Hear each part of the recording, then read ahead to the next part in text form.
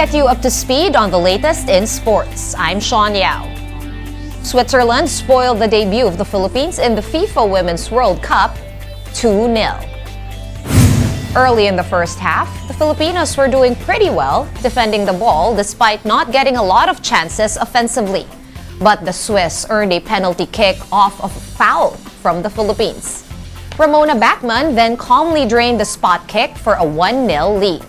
In the second half, Seraina Pubel added on the Pinay's misery after converting on a follow-up that followed a solid double save by Filipino goalie Olivia McDaniel.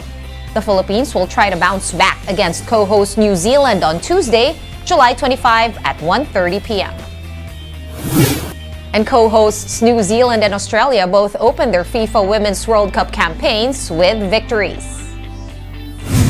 In Group A, New Zealand defeated Norway 1-0. Forward Hannah Wilkinson scored the game's lone goal in the 48th minute of the match. The Football Ferns have never won a World Cup match before, and Wilkinson's goal from close range sent fans roaring in delight. I still have goosebumps. I still have emotions in me. It's we waited for this moment for such a long time, and having this opportunity at home, beating Norway, strong opposition, hearing our fans being behind us, that's just unforgettable moment for me as a coach, and of course for all the players that have been involved and all the people that are actually supporting our team. So incredible feeling.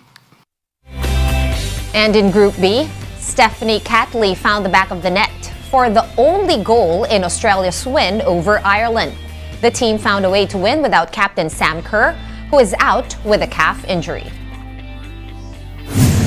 First of all, it's incredible to get the win. I think this has been the longest build-up to a game of my entire life. Obviously, a lot of pressure for this team going in, and we knew Ireland were going to be a massive task, and they absolutely were. I thought they were fantastic. They played to their strengths really well, but I'm really proud of the team for handling it the way that we did, and obviously getting a clean sheet and getting a win. And shortly after the game against Norway, Kiwi fans flooded the streets cheering for their home team. Let's check out that celebration in this video from Reuters.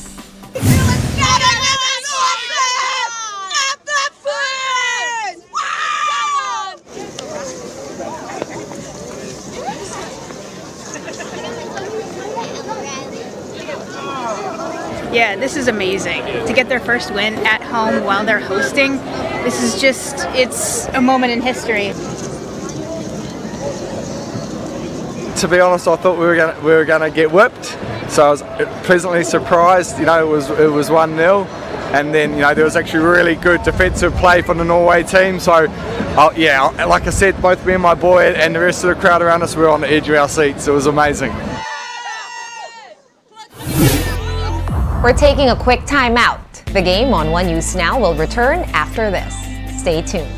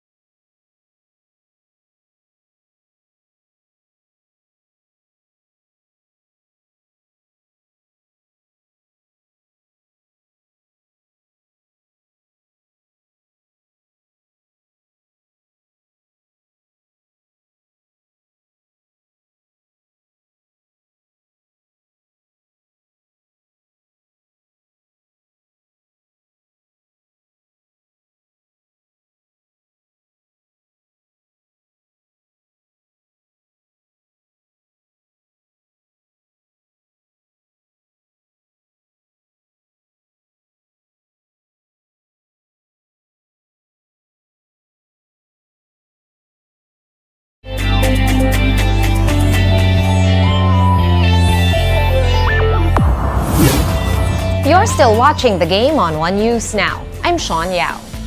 The The Cignal HD Spikers and the Creamline Cool Smashers were off to a great start in their semi-final campaigns at the PVL Invitational Conference. Marty Bautista tells us more. Line. The Cignal HD Spikers had a dominant start against the PLDT high-speed hitters to mark the start of the PVL Invitational Conference semi-finals. Cignal entered the game carrying the momentum from winning their last 3 games via sweep. This was the same case against PLDT, as the HD Spikers cruised to a 25-22, 25-15, and 25-21 win. Ces Molina paced the team with 17 points. Despite the victory, Cignal carries a 1-1 win-loss record in the semis due to a carryover rule. This means their lone loss in the prelims will be counted in their current standing in the round-robin semis. This was a rule adopted by the PVL from the Asian Volleyball Confederation Challenge Cup or AVC. Cignal coach Shaq De Los Santos said the team should not be content despite their hot streak.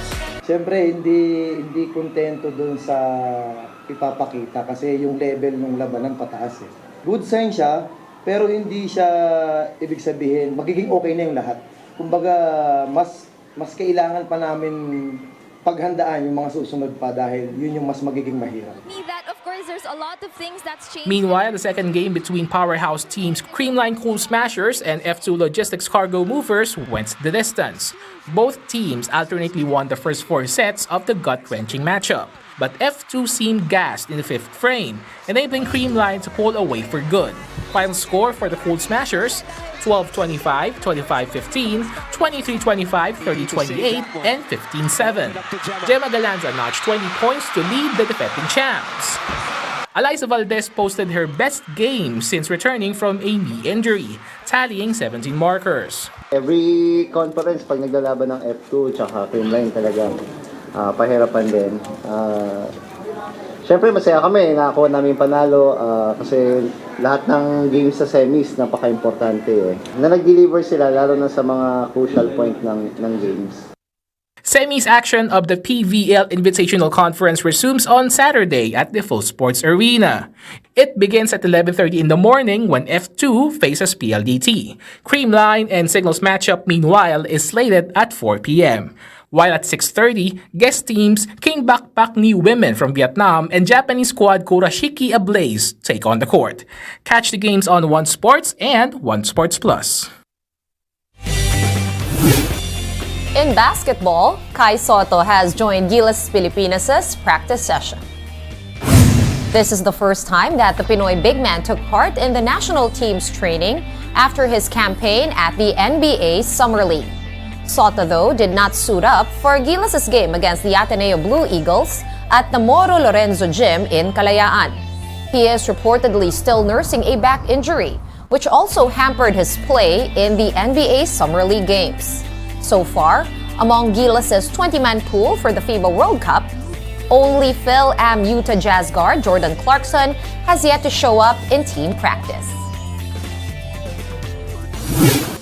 Moving on to tennis now, Alex Eala and her Spanish partner crashed out of the W100 Vitoria-Gasteiz doubles tournament.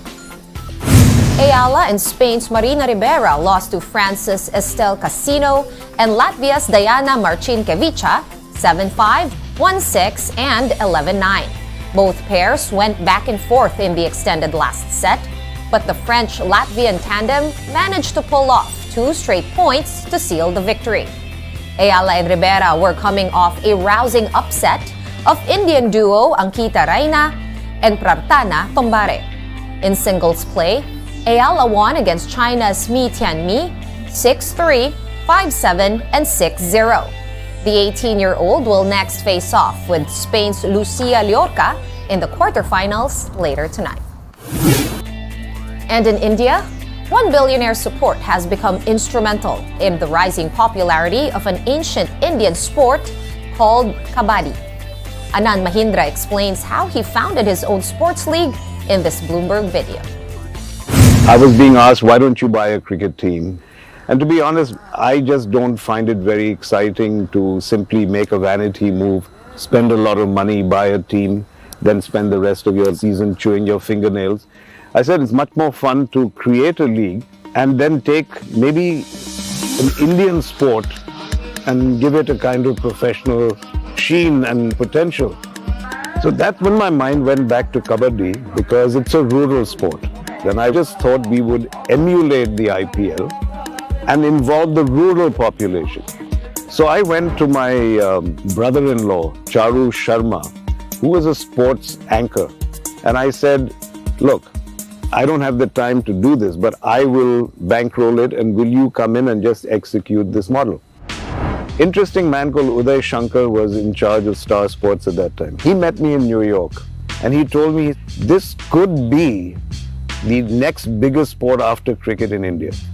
So I looked at Uday and I said, you've been smoking something illegal, you know? But he said, you're not spending enough because we have to get it right from opening night. If we get it right from opening night and we change the perception of Kabaddi and make it a sport that even urban Indians will watch and make it cool, that's when we can really make it much bigger than what you're imagining. Get your fill of the latest in sports at onesports.ph. Meantime, the news day continues later at 4:30 p.m. I'll see you then. I'm Sean Yao. We are One News.